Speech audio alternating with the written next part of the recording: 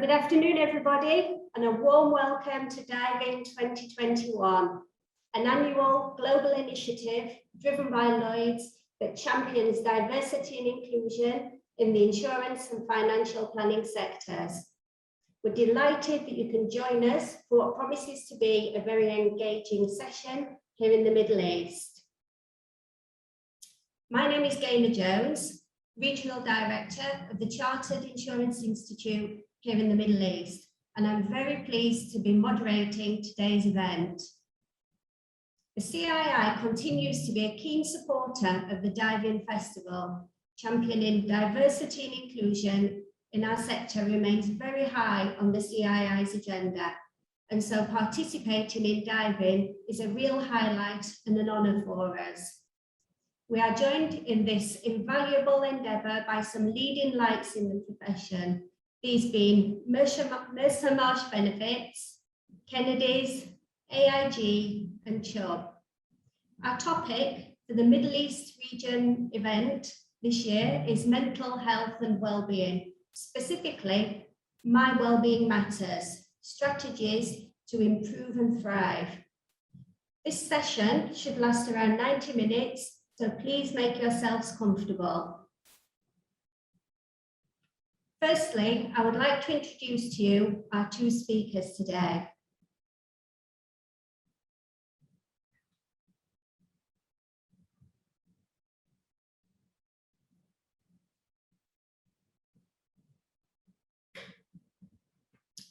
Our speakers will be providing their own experienced and highly knowledgeable take on this very emotive issue. Maya Mata is a people development professional based here in Dubai. Maya holds a master's degree in coaching psychology from the University of East London. Maya's supreme expertise, professionalism, and passion towards her work are only a few of the traits that have made her touch the professional and personal lives of more than 10,000 people. She has trained, coached, mentored, and assessed both individuals and organisations over the last 18 years of her international presence in the Middle East and Southeast Asia. Maya was part of the award-winning Emirates Airline Services training team and has led the core opening teams responsible in setting up and opening different businesses in the leisure entertainment sector for worldwide franchises and local organisations. She continues to strive in her life mission to help individuals and teams, changing their doing by changing their viewing, through a broad variety of development interventions, such as facilitating training programs, coaching psychology, keynote speeches, or assessment and development centres. Our next speaker today is Samantha Hayes. Sam is a MENA Senior Regional Hub Consultant based in Mercer Marsh Benefits Dubai's office.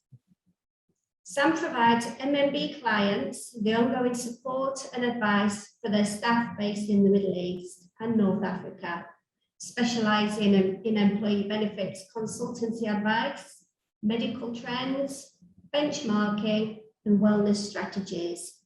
Samantha holds a BSc in Criminology and Psychology from the University of Plymouth, plus a Chartered Insurance Institute diploma in private medical insurance practice and a certificate in insurance also with the CII in health and protection. Sam is a passionate advocate of mental health, having experienced burnout herself. She wrote a blog about the experience, which received widespread acclaim, and is now an avid speaker for organisations, helping them to improve their employees' mental health journey. Before I hand over to Maya, just a few housekeeping rules, please. If you can please keep your microphones on mute for the duration of the session to avoid interference. We will have a Q&A session after our speakers where we will invite you to come forward with any queries or questions that you may have. Please indicate your questions by raising your hand, which you can find on the bottom of your screen.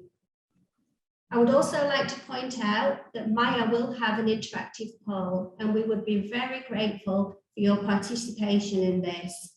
Your responses will be totally anonymous, so do feel free to express your opinions. This year, the Dive In Global Festival theme is Active Allyship, which highlights the need to create and empower diversity and inclusion allies who can act rather than just talk.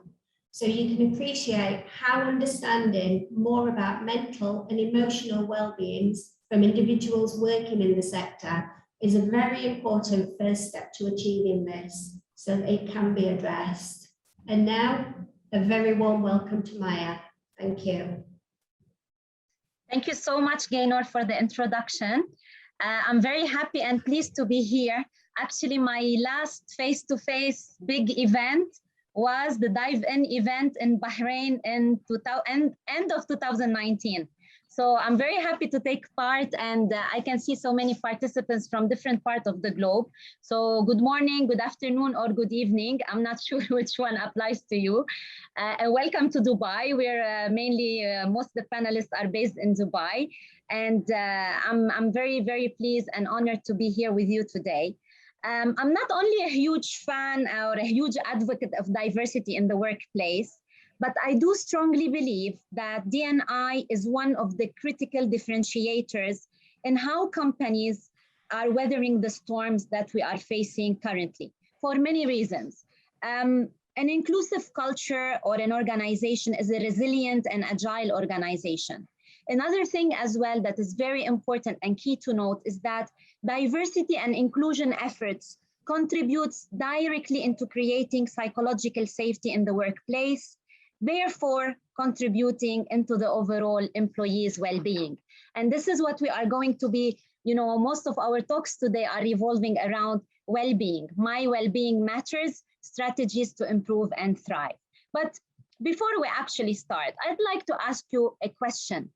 I've been hearing since the beginning of the pandemic, almost 2 years now, people are saying, oh, we're all on the same boat. We're all on the same boat. Let me ask you your opinion.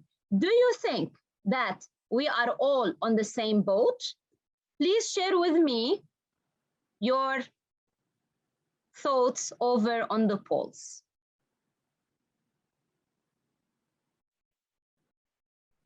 Do you see the polls? Can you share on the polls?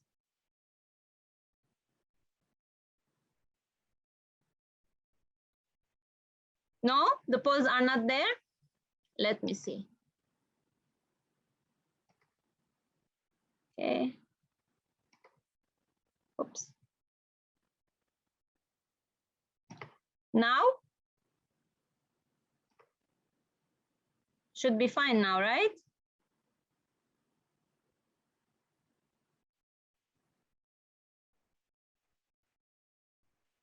Are we all in the same boat? Let's hear it from you.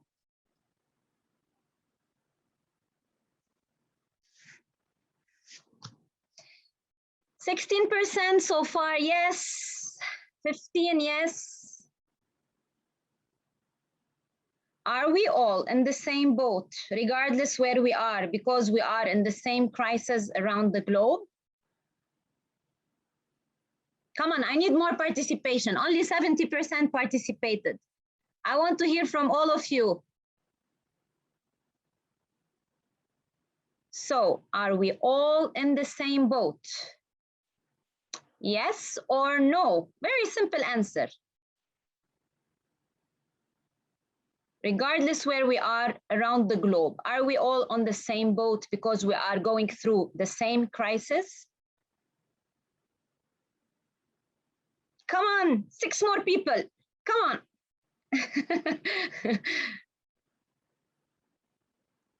Yes. Are we all in the same boat? What do you think? I'm waiting for a couple of more participants. They still didn't make up their minds. Are we all on the same boat during this crisis? Yes or no?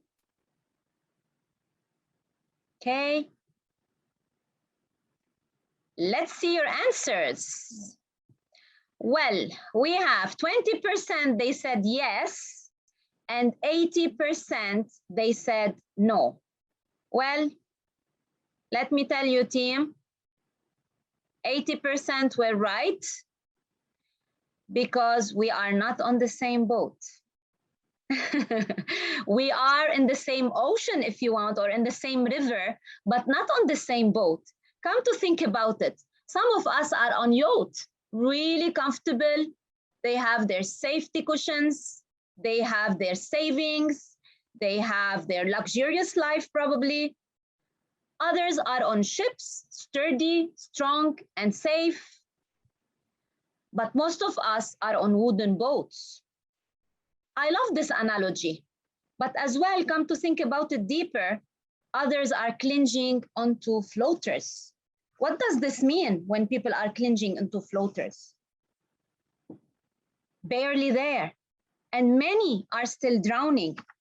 And this is the diversity that I'd like to talk to you about today. The diversity in the different states we are in, despite being in the same crisis.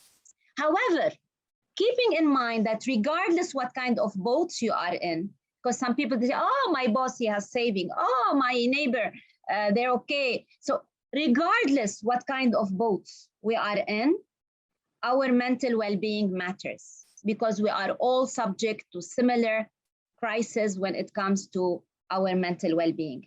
And this crisis has never happened before because nobody ever sustained such a long time of pressure and stress for such a very long time. People talking about resilience, they stop talking about resilience now because it's been happening for a very long time. That's why today we will look at different sort of things that can help us really look at how do we maintain our well-being. We will look at the difference between surviving and thriving. We will look at the 5 core elements of psychological well-being, as well some practical tips for mental well-being, keeping the time in mind. Of course, I have only half an hour for my part. And I would like to touch on a very important topic, creating psychological safety. And towards the end, we're going to commit together to one thing that we will do differently at the end of this session. So let's start by talking about what is surviving mode. Surviving mode is actually to continue to exist or doing what is necessary to live, just trying to get through the day. And many people are on surviving mode still until today, complaining sometimes or blaming the circumstances, overwhelmed, stressed.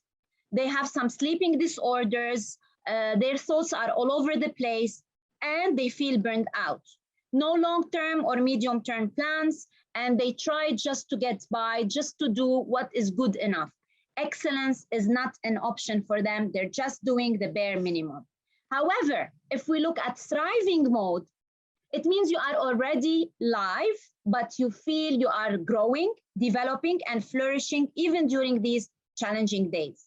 Making continual progress. Thriving is joyful and infectious because you can influence people around you. It is not about your circumstances, but about how you choose to respond to these circumstances. You feel you are on an adventure with a clear vision. You feel confident and courageous. You feel resilient, focusing on what you can control and committed. You feel whatever you are doing is meaningful, and you feel engaged, supported, and connected. Let's be honest here and clear about the fact that different people and different personalities behave differently. And we have certain personality traits, such as mental toughness, that determine how do we behave when we are put under pressure and under challenging circumstances. Some of these elements we are born with it, and some of them we acquire them through experience, through challenges, and through our lifetime and with age as well. However, let's be honest and clear about the fact that if we need to transition from surviving to thriving mode, it is actually challenging, especially and particularly in times of darkness or difficulties like the days we are living.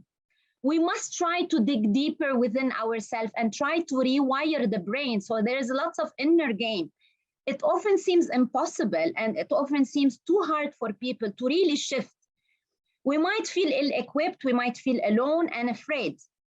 But sorry, let's admit it, merely surviving is depressing and suffocating because, you know, at least for me and for those people who want to thrive, and I'm pretty sure people who are here today on this session, they want to do more than just surviving.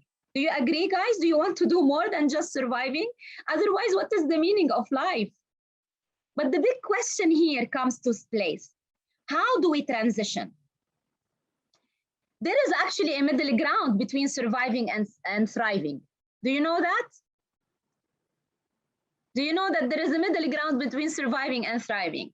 And this is what we call the coping. So the middle between surviving and thriving, in the center of the surviving and thriving continuum, if you want, is what we call coping mode. You are doing more than barely getting by, but you're not feeling so alive to the point that you want, yeah, to go yell up on the roof, you know, or the balcony of your house, saying that, you know, I love my life. This is not your case. Instead, you work from home, you have some good days, lots of so-so days, few insane days, so you're going through the motions. The coping mode as well can be thought of as maintaining. So you maintain somehow. You're doing good enough, the best you can, or at least, you know, a little bit better than bad, yeah? So you exist. In this particular coping mode, it's very important to note that people are tolerating, they're settling, they are complying with less than stellar environments. Things aren't good, but they are not so bad that you feel urged to rock the boat. So you're just getting by. But it's very important as well to note that coping mode can run the range from short-term stability, meaning you could go on like this for a few months, but as well, the critical point here to note that we can continue for a lifetime in the coping mode. Just getting by, just being there. And you have the choice. You can stay in the coping mode. However, you have another choice to thrive, to conquer. And to do that, we need to increase our well-being, as you can see here on the spectrum. While we are all trying to make sense of the current situation that never occurred before anywhere around the globe, and while no one has answers, and this is the critical thing, we turn into evidence-based practices, research, models in psychology that have been proven to be effective and work during similar situations that we are going through. Today, we turn to look at well-being theories. Well-being, we hear it a lot, but what is well-being? Well-being cannot exist just in our head, or it's not a massage, or it's not a day in the spa. Well-being is a combination of feeling good as well as actually having meaning, relationship, and accomplishment. And I'd like to go and talk a little bit about Martin Seligman, who is the father of positive psychology. And some of you might have seen the Perma model. Everyone seems to be in the pursuit of well-being, let's admit it, especially now, and they're looking for better well-being. So many people went on diets, so many people changed their lifestyle because they had the chance to look at these things that they've never had the chance to look at it before. But what if we had a model like the Perma model that we have in front of us to help guide us build this well-being? There are many ways that we can do to research happiness, and there's plenty. If you type happiness on Google, there is plenty of research, plenty of theories. However, Martin Seligman, who we call him the father of positive psychology, who's one of the founders actually of positive psychology, he developed a core model, which is 5 core elements of psychological well-being. And he actually believed that these 5 elements can help people work towards a life of fulfillment, happiness, and meaning. I'd like to explore this a little bit further with you. So let's talk about the different elements one at a time. The first element here we talk about is positive emotions. It might sound too flowery and too positive. However, here this element is the most obvious connection to happiness because positivity and happiness, they are connected. So here, focusing on positive emotions. We're talking about, it's a little bit more than smiling and the ad hoc emotions. You know, when we talk about smiling, I don't know if you've heard about the Duchenne smile. Duchenne smile is the smile from the muscles, like when you smile from the heart, not pretend to smile. Yeah, the non-Duchenne, they call it stewardess smile, which is like a fake smile, like this one. Here, we're not talking about this one. We're talking about the ability to remain optimistic and view one's past, present, as future as a constructive perspective. We know that there are many health benefits as well to optimism and positivity. We need to remember that adopting a positive perspective as much as we can is very important to generate positive emotions. I'd like to hint for a small exercise that I personally do, and this is a very nice exercise. I urge you to do it. Try it for the next coming 2 weeks. What you can do every day in the evening, write down 3 things that went well today and why it went well, where you actually had something to do with it. Not, oh, the sun was nice. No. What did I do well? 3 things that went well. This is an exercise that reduces anxiety. It leads to less depression and higher life satisfaction. And it is a personal and self-reinforcing exercise on your ability to make things happen positively in your life. This is your first exercise. I hope you took notes and I hope you will apply it. Let's move to the second element, which is engagement and finding flow. Here we talk about activities that put us in a state of flow.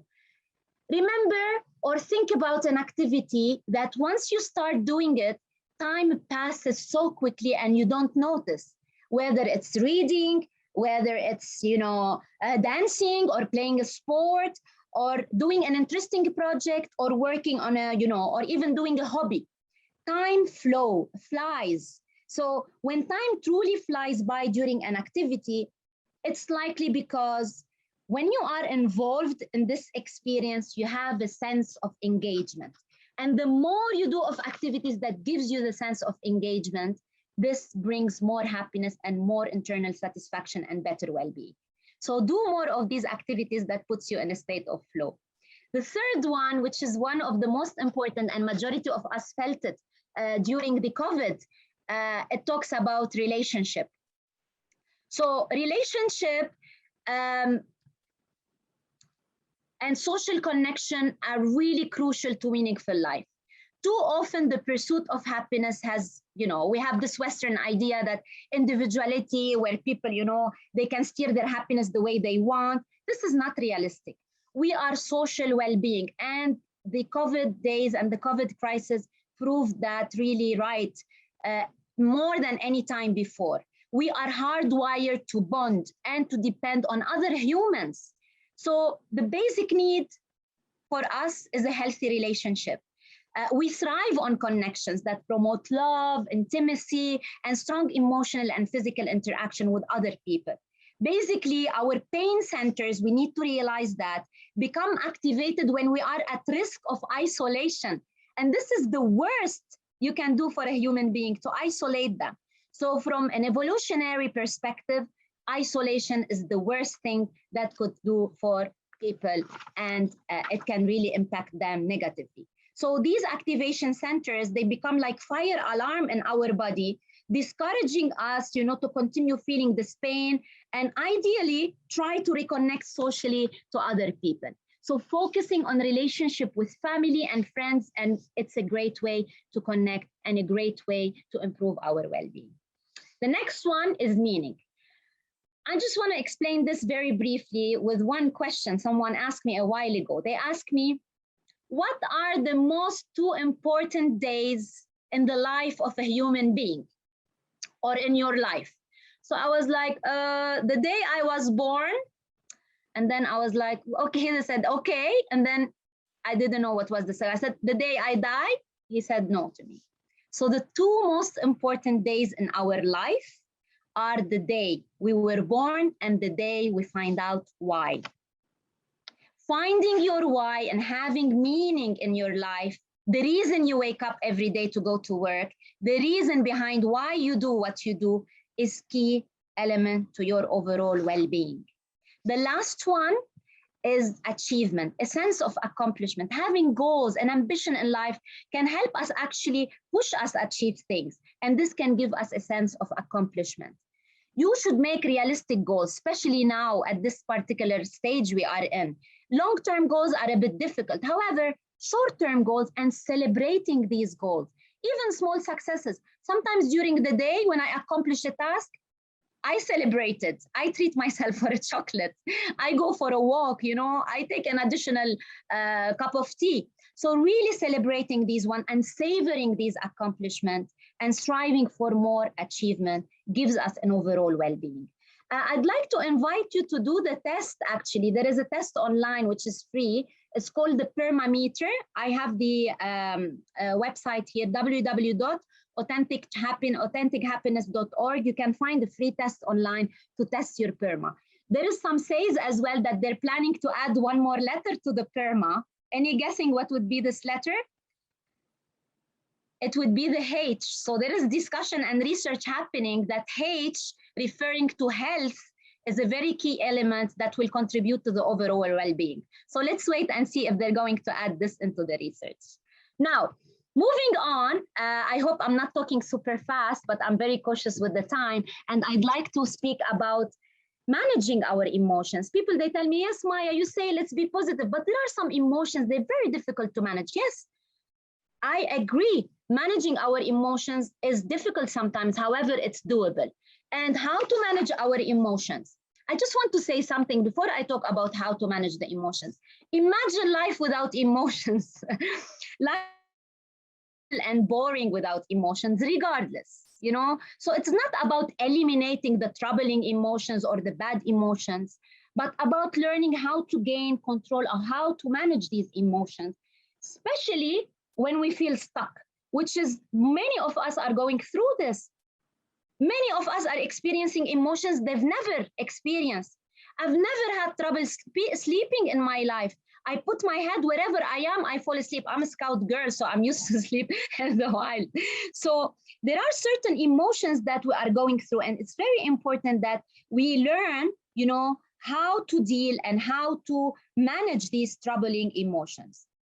And successful emotional managers, if you want to be a successful emotional manager for yourself, they believe that they can do something to change their mood and to feel better. And not only that, they are able to help other people around them as well, yeah, to deal with the emotions better. So here are some basic tips and tools that works well when it comes to emotional management. And this is from a theory. Salovey in 2002 spoke about different ways of managing emotions. So there are things that work well, but there are things that are less effective. People, they still do them, but we have the choice to choose what is more effective than the other. So here we talk about what we call expenditure of energy. Think about an energy factory, right? There is no energy there. It produces energy, right? Same thing as our body. We don't have energy in our body. We produce this energy. So what are you doing to produce this energy? Expenditure of energy happens from things like exercising, moving your body. There is less effective way that we call it a direct stress reduction, having a glass of wine. Fine, it can work, but not every day. Otherwise, we become alcoholic. So we need to divert into looking into more ways that works well, such as expenditure of energy. Another tip as well I'd like to share with you is what we call active mood management. Active mood management such as relaxation, music, going for, you know, meditation, things like that. Other things that are less effective can be passive mood management, such as switching on the TV. Some people are addicted to Netflix now. Yes, watching series is fun, why not? But not every day. Some people binge watch one series after the other, yeah? So really looking at what my options are. I have an active mood management technique and I have a passive mood management technique. I'm not saying no, yes, we can do that, but we need to be careful to use the strategies that are more effective for our mood or emotional management. Now, moving on to talking about pleasant distractions and social interactions. And here comes to play the hobbies, calling friends, meeting family members now that the restrictions are less.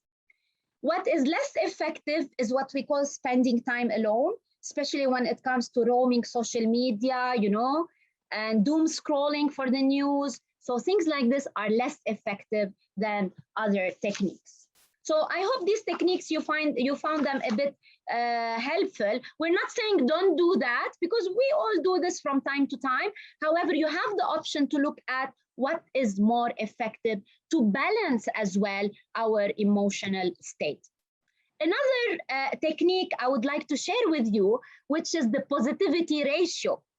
And this is something I discovered during my positive psychology course. According to Dr. Barbara Fredrickson, she's a positive psychology researcher at the University of North Carolina.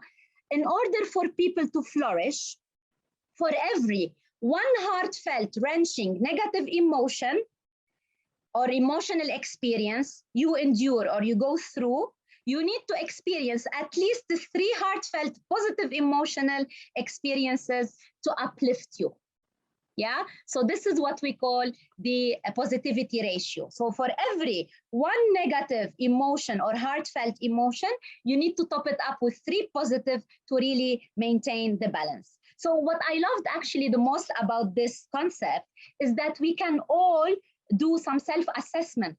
Look at how I'm feeling, trying to increase our self-awareness and doing some psychological detective work, if you want, when reflecting on our emotional experience on daily basis. So this self-monitoring, if you want intervention, personal intervention, because you can do it yourself, will definitely help you learn more about yourself and how to up your positivity ratio. Yeah, so this is what we call the positivity ratio. For example, if you face some anger, you need to top it up with some love from your partners, from your family members. Try to look at hopeful things at the future. Try to do some things that brings flow or joy, so you can balance and really stay afloat to manage your emotions and to really, especially managing the negative or the emotions that you're not really welcoming to feel. I would like to share with you as well another test would be nice for you to do, which is a positivity ratio test, www.positivityratio.com. This will help you actually do some self-assessment on your positive emotions and calculating your positivity ratio when it comes to your emotions. The last part I'd like to talk to you about today is that diversity and inclusion efforts contribute into creating psychological safety. I'm not sure if many are aware of this element. Why? Let's actually identify what is psychological safety. Psychological safety is a condition in which you feel included, safe to learn, safe to contribute, and safe to challenge the status quo, all without fear of being embarrassed, marginalized, or punished in some way. And this is the main objective of creating diversity and inclusion in organization, creating psychological safety. We all need to feel psychologically safe today more than any time before. And the organizations that are going to provide this kind of environment, they're going to have a cutting edge, they're going to retain more of their employees, and they're going to excel more than any other organization, because it's shared belief that will bring the belonging into the organization by members of a team, that others on the team will not embarrass, they're not really going to be rejected or punished for even speaking up. I know some people, they're working now remotely, but they're working 24 hours. They don't want to speak up because they're scared from losing their jobs. Then they have burnout, then they leave the organization or they go through depression. Organization that creates psychological safety will avoid this from happening. We need to keep in mind as well that this kind of creation of the culture part of the organization is strongly influenced by leadership behaviors. So it really needs to be cascaded from top. So all the leaders on this call today, this is a embedded message for you. Not really embedded, it's direct message as well. It enables learning. Errors and mistakes, they get reported. quality improvement, as well as innovation. How do we create psychological safety? Here are 7 quick tips for us to share. Practice and promote self-awareness, self-awareness, self-awareness. Show concerns towards individual need, more empathy, bringing the human element into the virtual world. Appreciate and value the contribution and ideas from everyone. Be clear about the expectations, owning the mistake and acknowledging when you make a mistake, even if you are a leader, even whoever you are in the organization. Communicate the reason for a certain change that is happening. Do not impose it on people, as well as, last but not least, promote healthy conflicts, open dialogue, and discussions. Now, to wrap up my session, half an hour passed super quickly, I know. I'd like to ask you a question, and I would love your contribution to create a big word cloud.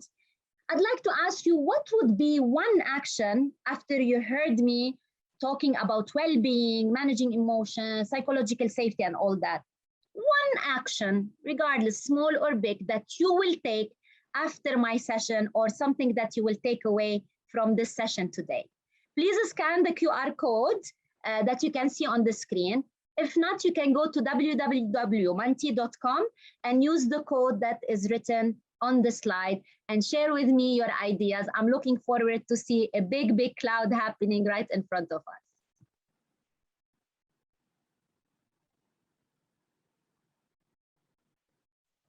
I will share too.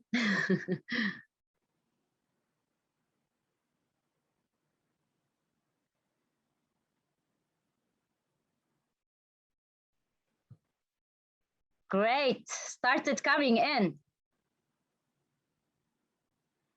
Not react, self-care, meditation, sense of accomplishment more. Yes, celebrate success. Take stock of positivity, the positivity ratio, I love it. Managing my emotions better, pause, take a holiday. Yes, we all want a holiday. Positive thinking, do not react, self-care. I love it. Smiling more, the Duchenne smile, yeah, with the muscles from the heart. Self-reflect, yes. What else? Posing. What else? Come on, guys. Take stock of positivity. Reflecting. Introspect. Engagement, yes. Psychological safety. Did I see that? Celebrate my success. Beautiful. Self-care and self-love. Positive emotions. Perma. Meditate 5 to 10 minutes. Amazing. I love all of this contribution. Please keep them coming. This poll will stay open throughout the session, so we can create a big cloud and then we can share it when we share the webinar with everyone else. This brings me to the end of my session. I thank everyone for listening to me. I'll be answering some questions later. Please feel free to get in touch with me in case you have any direct questions. I will be more than happy to answer you. Thank you, and keep your well-being, everyone, up high. Thank you. Thank you, Maya. Thank you for a fantastic interactive experience and for sharing with us your real pearls of wisdom and benefits of your experience. I think myself, I'm going to be definitely doing the 3 positives with the negatives. So these are probably going to be, I don't know, shopping, chocolate and coffee every time something bad happens. So thank you for that again. Can I ask the audience to please keep questions coming in, and we'll have the opportunity to ask Maya and Sam the questions after our next speaker's address. So I'd now like to invite Samantha to speak. So over to you, Sam. Thank you. Thank you, Gaynor, and thanks, Maya. That's a great session. So my name is Sam Hayes. So I'm just trying to move to the next slide. So my name is Sam Hayes, English accent, but I am based in Dubai. I've been here for just over 4 years now. And as Gaynor mentioned at the beginning, my main role within Mercer Marsh Benefits is that I advise clients around health and well-being. So what I'm going to be talking about today is kind of several factors. So part of Mercer Marsh benefits and how we really assist our clients is on several folds. The first thing that we do, and that's a lot of research, it's surveys, it's kind of looking at what's happening in the world, is what has changed. So again, we've had this pandemic, and hopefully we'll never have a scenario like this in our lifetime again. And as Maya mentioned, we as human beings are not designed for self-isolation. And I can say personally, I've been working from home for the last 15 months. So it really does kind of affect the working people. So what we have here on this slide is kind of some latest intellectual capital that we at Mercer Marsh Benefits have discovered sort of since the pandemic. So again, we know the world has changed, but how does that affect employees? How does it affect the workplace? And what do companies need to start thinking about? So that's kind of the first thing we do is we kind of advise, we consult on what has changed. So as I mentioned, lots and lots of people are working from home. Here in Dubai, we are slowly returning to the office, probably not 100% capacity. We're in maybe a couple of days a week. So again, how are we turning to the new norm? How are we slowly going back to 2019? And are we going back to that same sort of work style? So nearly 3/4 of our companies that we've surveyed are now introducing sort of flexible working hours. So again, the traditional working hours of 9 to 5 or 9 to 6 with an hour of break, employers have had nearly 15, 16 months of a general flexible working. So suddenly saying to a population, you need to be in the office 5 days a week, you need to be working 9 until 5, 9 until 6. Does that still fit in with how people are working nowadays? We just need to think about childcare, elder care, taking personal time out, whether it's exercising in the morning, going for a walk at lunchtime. So we as individuals, we're not sticking to that 9 to 5. So again, how can organisations help with that? We know that the increase of virtual wellbeing resources is massively on the increase. So a big kind of part of that was about telemedicine. So telemedicine was a relatively new concept to the Middle East before the pandemic, very much sort of prevalent around the rest of the world. But in the Middle East, it was still sort of a new thing. So again, some insurers, some providers, some hospitals have really, really taken this telemedicine offering and really kind of driven with it. And the stats that we're seeing is that employees that started using telemedicine, they're continuing to use it nowadays. So again, the investment in the data, the digitalization, the ease of a Zoom call on your phone, that really is taking off. I don't think that's something that's going to disappear sort of within 2022. And obviously, this whole sort of WebEx is about wider well-being and sort of psychological issues of our employees. When I first moved to the Middle East 4 years ago, mental health, emotional well-being was still very much a taboo. And I would go and speak to clients and they wouldn't really know anything about it. They didn't know what they should be doing about it. There was even some fear about it. But we do know that since the pandemic, and obviously we're now towards the end of 2021, we do know that mental health and the wider well-being is very much part of a company's part of what they want to be engaging. So it's not just HR that are looking into this, it's not just the reward and benefits teams. We know that this is coming down from the C-suite. We know that a healthy well-being population does directly affect the business and business resilience and business profits. And obviously lots and lots of international travel got cancelled, but again, hopefully going forward, that will be returning to normal. So that's what we kind of first do. So we first of all look at the consulting and what's happened. And then part of our job is to give practical advice and solutions to what companies can do. So inclusive workforces, so part of the diversity and inclusive workforce is really saying to companies, am I looking after my staff okay? What staff is kind of missing out on this? Do I have different populations that maybe haven't felt included over the last 18 months or so? So what we generally do is we chat to our clients about the broader spectrum of their workforce.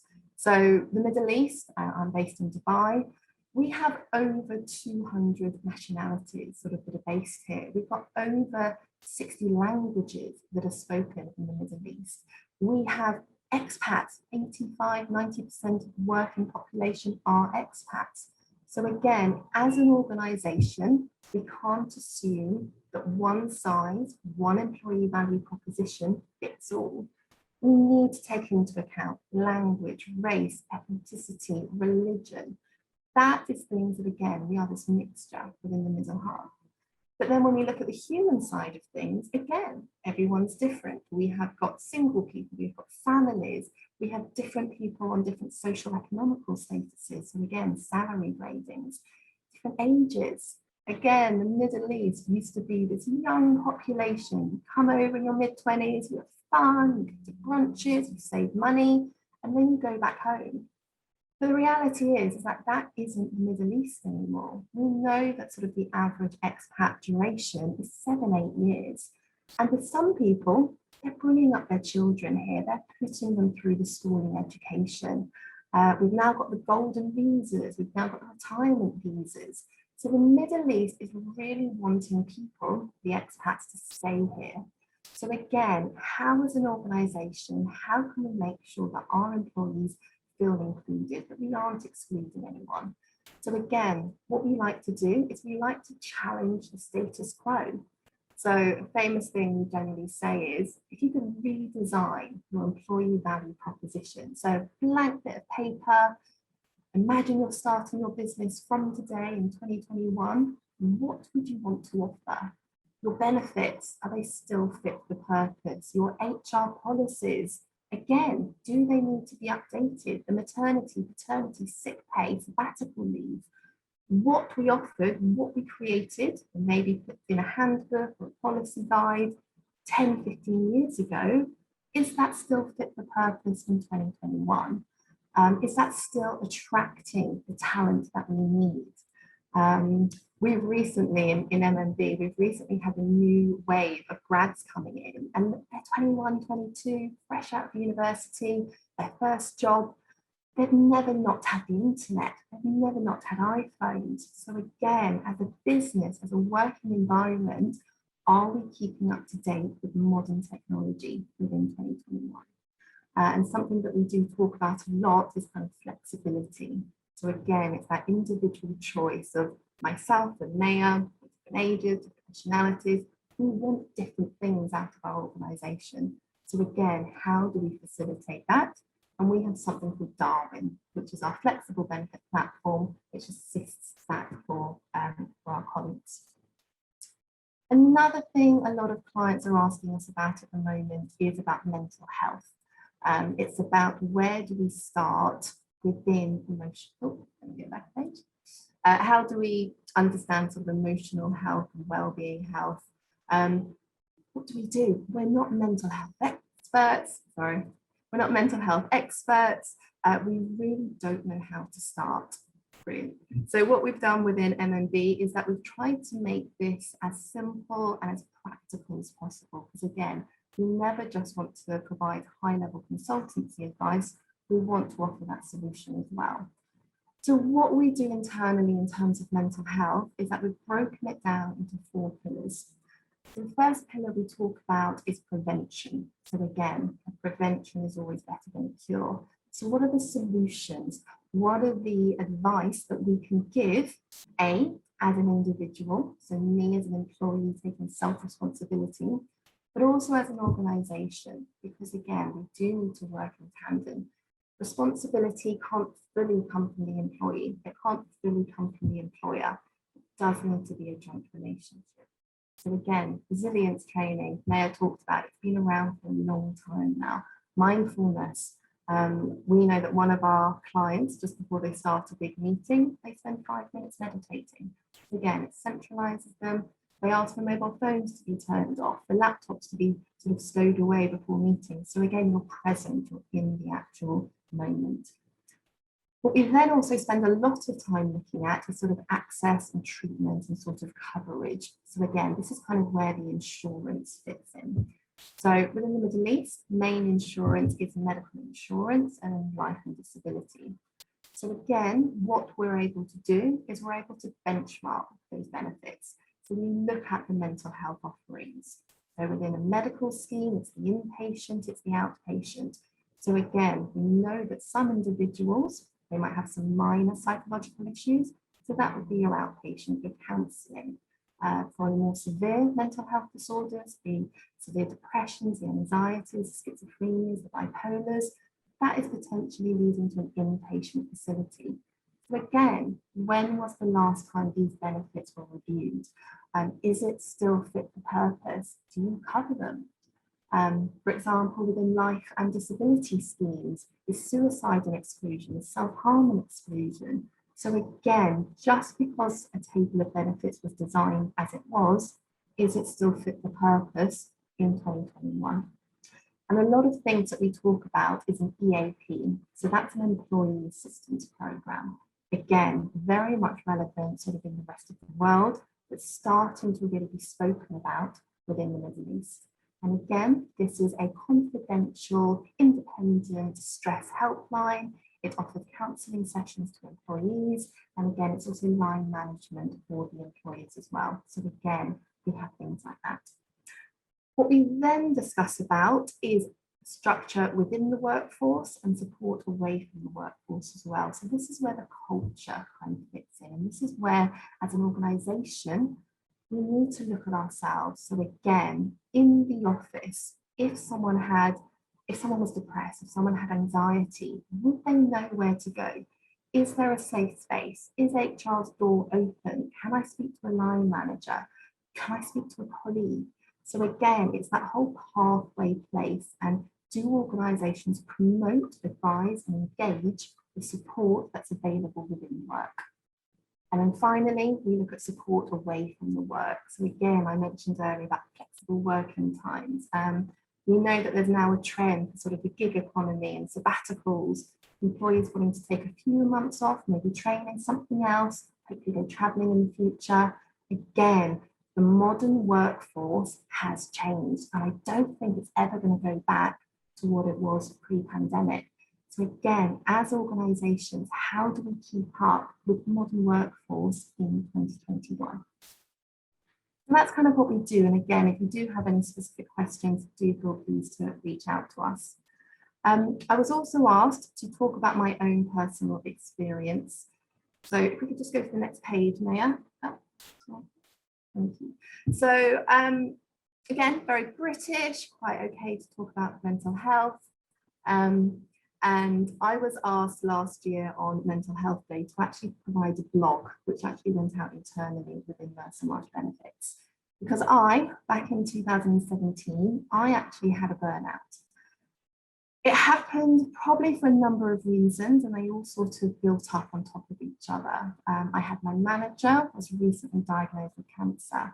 My personal life was falling apart. I'd just bought a house and I was stressed with the mortgage. Broke up with my boyfriend, I was putting on weight, I was not eating very well, I wasn't exercising. And all in all, everything just got too much. And at work, I just wasn't coping. I was working late at night, I was working in the weekends, I was cancelling things with my friends to work, and it was just getting too much. And I can remember having my first ever panic attack. And again, if no one's ever had one, it is probably the scariest thing ever. I was in the shower, I was washing my hair, and suddenly I felt like I was dying. My heart was jumping out of my chest, I couldn't breathe, and I honestly thought, oh my God, something is seriously wrong with me. It took me about 10-15 minutes to kind of recover and learn how to breathe again, but that really shook me to the core. So when I went to the office, I went straight into the HR department, and luckily our HRD was there, and I just broke down. I just burst out crying. I couldn't really speak. I was just blubbering on about everything. And it's probably the first time that I've really let down my guard at work. So I was very much put a face on, be happy, smiling Sam. And the best thing that she ever did for me was direct me to the company's EAP. So that evening I phoned up, I got an appointment booked, and 2 days later I was sitting in front of a counsellor. The insurance company gave me 6 sessions, so I knew I had that sort of in the back of my head. First session, all I did was cry. I sat on her sofa, she had a box of tissues, and I literally just rabbited everything that was in my head, and I just voiced it in between crying and tissues and everything. And it just felt so good to finally get it off my chest. There's a phrase, it felt like a weight was lifted, and honestly, talking about your problems really, really does help.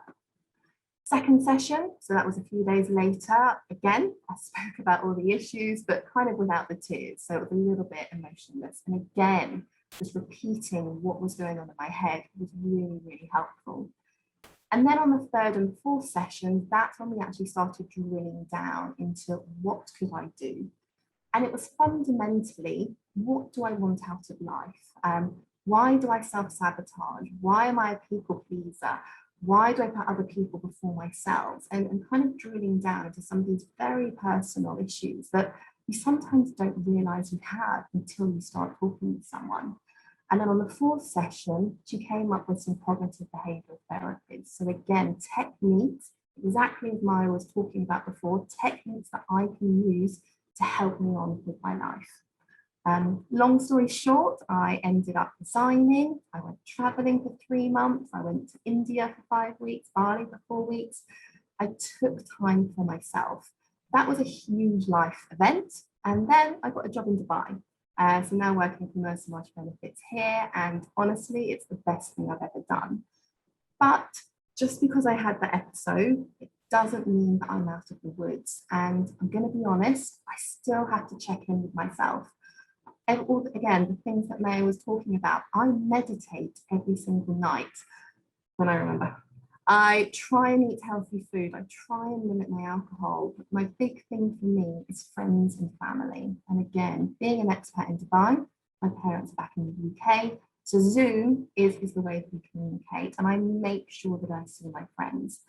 When it comes to work, I make sure that I understand what are my options within work. So I have a great relationship with my manager. We talk about things. So again, he knows exactly where my mental health is. And if I'm having an odd bad day, I can let him know, and I feel safe that he's not going to discipline or, again, kind of anything negative that I think might happen to me professionally. It actually doesn't. It is a human relationship. So again, it's not you're over, you'll never have another mental health issue. It's something that I'm going to have to continually monitor. And as sort of some final words, I'm conscious of the time, it's okay to not be okay. I think, again, lots and lots of mental health messages are coming out about that. Be kind to yourself. Don't say that, oh, there's something wrong with me. I must be crazy. Why am I having anxiety? Why am I having stress when my friends aren't? Well, the reality is that everyone has something mental health related. It could be very, very minor, even mid to kind of the extreme. Everyone is going through something. And I think this pandemic, working remotely, being on our own, isolated, has actually exacerbated all of this. So my final remarks, if you are going through something, the best bit of advice I can give you is talk to someone.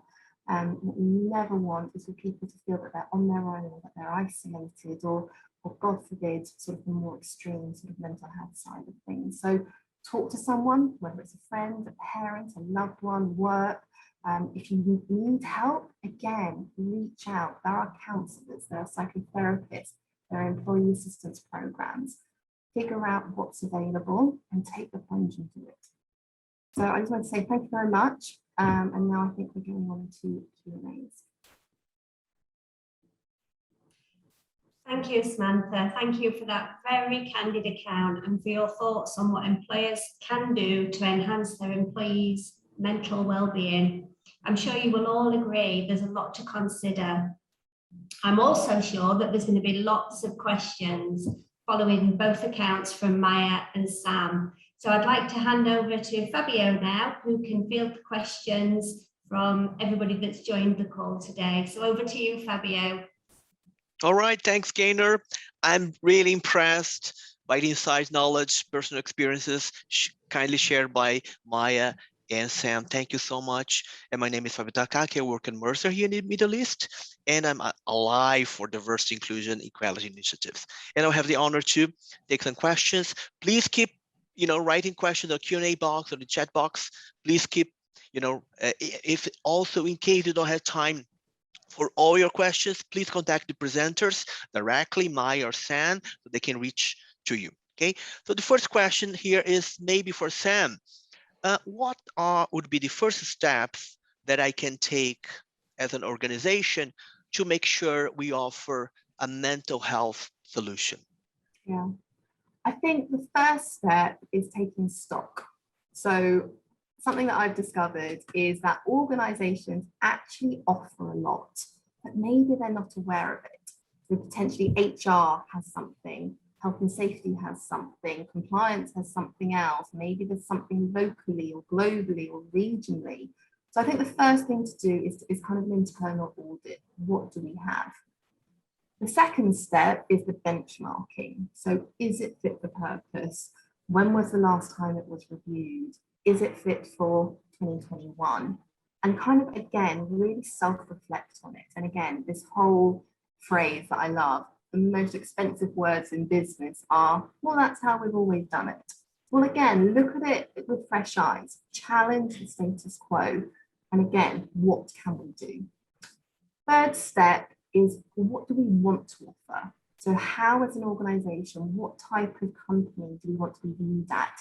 Do we want to just be mid-market, offer what the legislation says we have to offer? Or do we actually want to try and become that employer of choice within our industry? And when clients start thinking sort of that side, that's when the whole culture of an organization looks in. So you come up with a plan, you come up with a roadmap of what you're going to do, and then it's about the communication. Because again, a lot of work happens behind the scenes by creating these wellbeing mental health pathways, but it's got to be passed over to the employees. So again, it's the communication, it's the engagement, it's the discussions. Employees have to absorb it. And it's very much not a once and done thing, it's continual engagement. It's putting up posters in the coffee room, it's putting up posters in the toilets, it's whenever communication goes out that maybe the employee assistance program would be suitable, it's attached to that email. So again, it's that continual engagement. And again, that's a loop. So you do that, and then maybe in 2 years' time, you refresh it, you get feedback. How can I enhance it, improve it for the next generation of employees? Another question, maybe this one for Maya. What should we be doing as an organization if there's a serious mental health situation, for example, a suicide attempt? Actually, thank you for this question. This is very interesting, but I can see a couple of questions came through as well that are around the same question, talking about removing the stigma as well from, having to need psychological counseling for employees, or when mental health issues and stress can be considered as a weakness and how to overcome this. And personally, I've witnessed this lately a lot. People approaching me on individual level, needing mental health support, not wanting their organization to know about this because they are worried that their manager or their leadership team, they would know that they are not, fit mentally, or they are stressed, and this will impact, how they are viewed, or, their performance appraisal, etc. So I just want to take you back to something that I mentioned during the session. It all goes back to creating psychological safety in the organization, creating a culture that considers these things starting from yesterday, because we have different requirements, we have different needs. Employees today, more than any time before, they realize that they need more than a job. They need a job that can safeguard their mental well-being, that they can go home and be smiling with their kids, that they can live, not only working. So really it goes back to leadership to initiate and role model these things. So talking about it, increasing awareness about the topic, creating EAP programs and departments. Maybe the organization might say, oh, we don't have the budget. Fair enough. However, try to increase the awareness, talk about the topic, change the rituals. What creates a strong culture? Rituals, language, habits, processes. Change your process, your leave process, your maternity leave process, your sickness process. So changing the policies and procedures, your SOPs, to try to embed well-being and mental well-being into the organization culture is key. We do work with organization on developing overall culture. For example, we work on developing mental toughness in organization for individuals as well, which is which is kind of the personality traits that support the employees or determine how people behave when they are exposed under stress. We look at their control level, we look at their commitment, we look at their challenge, we look at their confidence level, and we do some psychometric assessment to assess that, and we put some plan to implement and to develop the overall mental toughness of the organization. I hope I answered, because it's a very long answer. But really it comes from leadership, leading by example, role modeling. I sent an email to one company I work with. I actually sent the email off working hours to 2 people, and I received an auto reply stating on the auto reply that us at so-and-so, we appreciate time of work and family time and rest time. Please do be patient with us. We will get back to you to your email within our working hours. I was like, whoa, somebody's getting it. So little things like this can start implementing this culture, even small steps that can contribute into creating this culture of well-being, of psychological safety for the employees. Okay, thanks. But I think the question, the regional question is, what should we be doing as in any organization that we work, right? If there's a serious case of mental health, a crisis of one team member, a colleague, what should we be doing, right? What should we rely on? I think if Maybe it's a real emergency, I mean, it's phoning the police, it's phoning the ambulance, and that's when we're talking about suicide. We do know that unfortunately suicide is on the rise, and again a lot of that is being linked to sort of the pandemic and isolation, fear of jobs, loss of money, loss of social support, etc. So in those extreme cases, that is obviously what we'd be recommending. When we kind of go down the scale, again, I think it's about openness. So one of the questions that was in the chat was, how do I make sure that my company doesn't fire me because I have a mental health issue? And I think it goes exactly back to what Maya was saying. We have to get top down talking to the employees. We have to have someone within the C-suite that's maybe a champion within mental health and do what I did, kind of be quite open that it is okay if someone has had something wrong with them. You are not going to be fired if you say that you need some help. You are not going to be sacked if you phone up or seek use of the mental health support. And I think one thing to sort of reiterate is that the employee assistance program is actually relatively cheap when compared to, say, the medical insurance rates. It is 100% confidential. All you need to do when you phone up is say what company you work for. They won't ask for your name. They won't ask what location you're in. You can even have dependents. You can have wives and husbands phoning up on behalf as well. So there is support there if there is a severe mental workplace. And I think another thing that sort of comes up into this is that as an organization, you don't want to be reactive. So someone walks into your office tomorrow and says something, then this needs to be thought out prior. There needs to be maybe pathways or centers of excellence or an expert, because again, there's first aid training, mental health first aid training that can be done.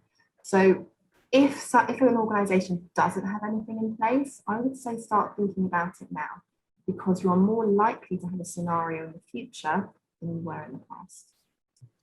I just want to add something related to suicide cases and to these critical cases. They are very particular for different countries, related as well, you know, to some policies and procedures of the organization and insurance, of course, within the insurance world. So it's really, it needs to be dealt with locally related to different countries. So there is different policies and procedures, there is different hotlines that needs to be considered when it comes to extreme scenarios like suicide. Thank you so much, Maya. Now a question for maybe for Maya. I'm gonna post there. Since work from home started, I feel that I'm thriving because of it. I am more concentrated, more balanced, less anxious. Couldn't be that selective isolation is the thriving ground for me?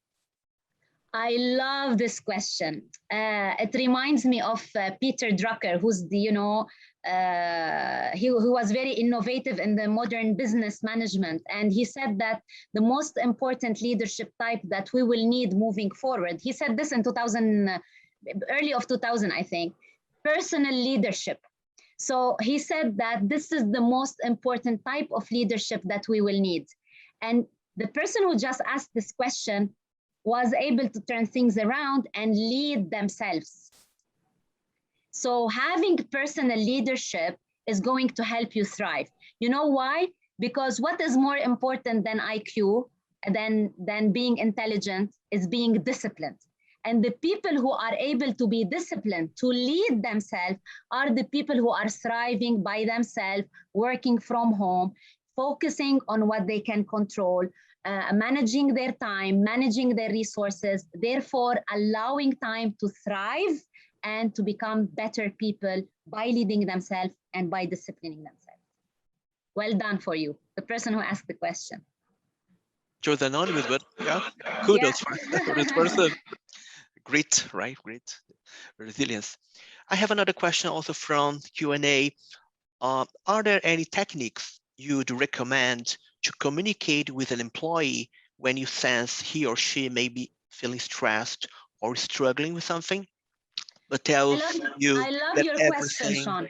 Yeah. is fine but tells you everything is fine when you check in with him or her? Maybe Maya and then maybe Sam, would you like to answer? I mean, go ahead. I love the question. I think, again, there is never one solution that fits all. We have to approach mental health and well-being multi-pronged, multi-time, and numerous communication techniques. So one, it's getting out the information. So it's the phone line, it's the helpline, it's the HR policy, it's the general sort of what to do, so the practical point of it. Another good thing that some clients do is they have a mental health advocate.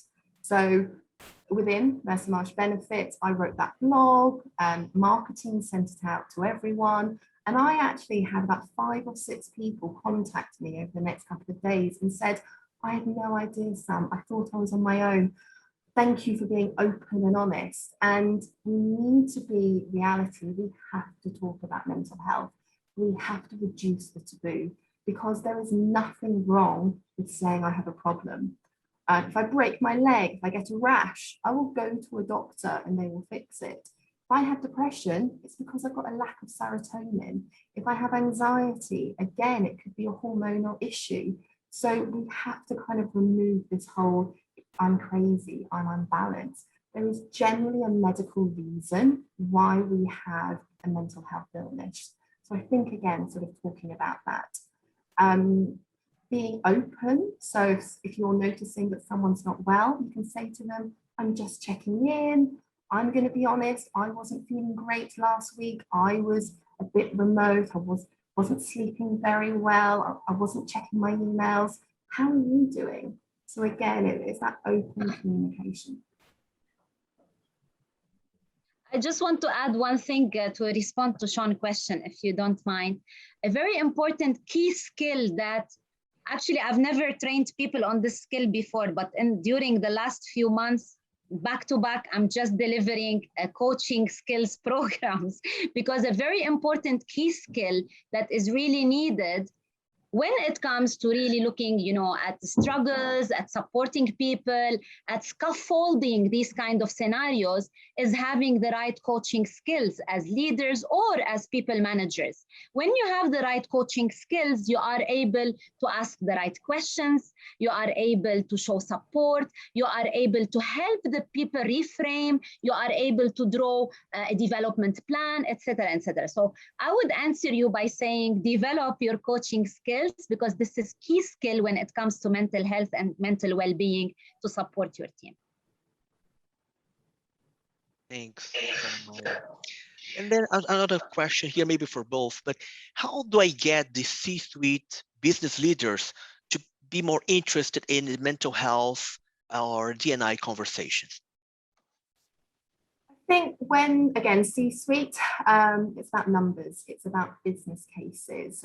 So conversations that I've had with clients is, well, what's your attraction and retention rate? So attraction, have you deep dive into your entire value proposition? So the salaries, the benefits, the HR policies, the culture. What feedback are you getting from the candidates? Is it brilliant? Are they saying, I really want to work here? Or is there some slight concerns and maybe it's a drop to where I'm going? To challenge that. And then it's the retention tool. So we all know losing an employee doesn't just increase the financial pressure of the business of recruiting a new person. It's also the stress of losing that person and then the rest of the team taking on that workload. So within conversations we have with clients, we can work out not doing anything. So what does that cost actually look like versus investing some money into some mental health and wellbeing programs?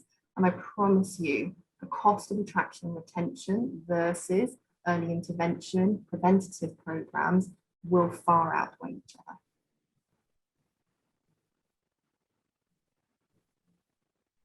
Thanks, Sam. Before I hand over back to Gaynor for the final remark, would you like to have any other final remarks yourself, Maya, Sam, for the audience? I just want to ask everyone for sticking around and for listening to us. It was fun. I enjoyed it myself. I hope everyone else enjoyed. And thank you so much for having us in such a very important and key festival happening across the globe. I'm very honored today. And just likewise, just thank you for having me. And again, you're not alone. So if you are suffering from anything, please chat to someone. And I promise you that you will feel better for it. So thank you. Thanks. Thanks, Maya, Sam. And now back to our moderator, Gaynor. Thank you, Fabio, and thank you, ladies. What a wonderful session. I can see we're getting near to the end of the webinar now, so I'm afraid that's all we've got time for today. I'd like to thank Maya and Samantha for giving the time to us today and providing such great insight. So thank you, ladies. I think you've ignited very interesting conversations today, and ones which will hopefully inspire people to take notice and action where appropriate, take real action in the true spirit of the diving theme, active allyship. Thank you to our audience for attending today. We hope that you've benefited and that our session has left a lasting impression with advice and actions that you will carry out into your everyday life. I would also like to thank our supporters in the Middle East region, AIG, Arch Capital Services, Aon, Aviva, AXA XL, Axis, Chubb, CNA Hardy, DLA Piper, Gallagher, the Howden Group, Kennedy's, Markel, MS Amlin, Renre, RMS, Tokyo Marine Kiln, and Travellers. Again, thank you all. And if you wish to access any of today's session, there will be a recording which will be made available to everyone and can be shared with you. So thank you once again and have a great day, everybody. Thank you.